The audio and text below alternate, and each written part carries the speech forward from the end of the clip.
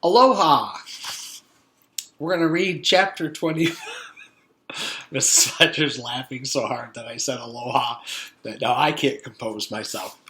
We're going to read chapter 24, another story about potatoes. You remember in an earlier installment, Ron had gotten a tattoo of a potato. So now this is another story about potatoes. It's from the book Wayside School is Falling Down by Sachar. I'm glad I can entertain you. All right, chapter 24, another story about potatoes. Joe was next in line. He had forgotten his lunch. "And what would you like, Joe?" asked Miss Mush. "What do you have?" Joe asked. "Potato salad," said Miss Mush. "Anything else?" asked Joe. "Nope, just potato salad," said Miss Mush. Mrs. Jules had made Miss Mush throw away the rest of the mushroom surprise, and she made Miss Mush promise never to make it again. If you recall, remember the mushroom surprise made people kiss each other.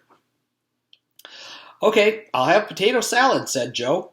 Miss Mush smiled. She scooped a large glop of potato salad out of the vat and plopped it onto Joe's paper plate. Sherry was next in line. She had also forgotten her lunch. "And what would you like, Sherry?" asked Miss Mush. "What do you have?" asked Sherry. "Potato salad." "What else is there?" asked Sherry. "Nothing," said Miss Mush. "Okay," said Sherry, "I'll have that." "Potato salad?" asked Miss Mush. "No, nothing," said Sherry. Joe was the only one who ordered the potato salad. Everyone else ordered nothing. He slid his paper plate over to the cash register and paid for his lunch. He went to the ketchup and mustard table. He looked at the grayish-white mound on his plate. He thought it needed more color. He squirted squiggly lines of mustard all over. Then he added several dollops of red ketchup. "That's pretty neat," said Beebe. "I didn't know you were such a good artist." "Thanks," said Joe. He looked for a place to sit. "Hey, Joe, over here," called John. Joe sat next to him. "Hi, pal," he said. "Hi, good buddy," replied John. They were best friends. John brought his lunch. He looked at Joe's potato salad with the yellow squiggles and the red polka dots. "That's very colorful," he said. "Thanks," said Joe. They both stared at it. "I wonder what it tastes like," said John. "Who knows," said Joe. "There's plenty more potato salad," called Miss Mush. "Who wants seconds?" Nobody wanted seconds of potato salad. Several kids went back for seconds of nothing, but soon Miss Mush ran out of nothing. Finally, Joe picked up his plastic fork and stuck it into the glop. "What does it feel like?" asked John. "Lumpy and gooey," said Joe. He dragged his fork over the mound, swirling the mustard and ketchup together. "Kind of spongy, too." The colors mixed with the potato salad, and it turned a pale orange. "It looks like a face," said John. Joe laughed. He shaped it so it would look even more like a face. He piled up some potato salad at the center, giving it a nose. John had a plastic spoon. He dug out 2 holes for the eyes and made eyebrows. "That's good," said Joe. He gave it a big smiling mouth. John made long, pointy ears. They both laughed at their creation. "I wonder what it tastes like," said John. "Who knows," said Joe. They stared at it. "It looks kind of familiar," said John. "Like somebody I know." "Who?" asked Joe. "I'm not sure," said John. Joe noticed it too. "It does look familiar," he agreed.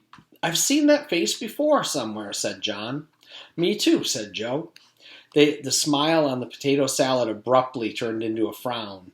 "Wow! Did you see that?" asked Joe. John's eyes filled with terror. I just figured out who it is," he whispered. "Who?" asked Joe. "Mrs. Gorf." The potato salad laughed. "Ha, ha, ha," said Mrs. Gorf. "Now I'll get you. You think you're so cute, don't you? Well, you won't get away from me this time." She wiggled her ears, first her right one, then her left. "Quick, Joe," said John. "Eat her." The 2 boys dug their plastic utensils into the potato salad and shoveled it into their mouths as fast as they could. Joe swallowed the final mouthful. "Whew," said John. "That was close." Joe rubbed his belly and sighed. They both stared at the empty plate. "You know, Joe," said John, "it didn't taste too bad." "It was pretty good," Joe agreed. They both went back for seconds. That's where we'll stop at chapter 25. a story that isn't about socks. We've had a number of stories about socks, but this one isn't about socks. So we'll pick it up tomorrow. We're almost done with the book. There's 30 chapters in this book like the others.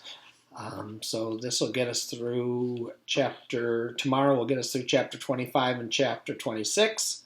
And then we'll be right near the end. But good news, through the power of Amazon, Wayside School Gets a Little Stranger will be here in the next few days. So looking forward to that. All right, see you later.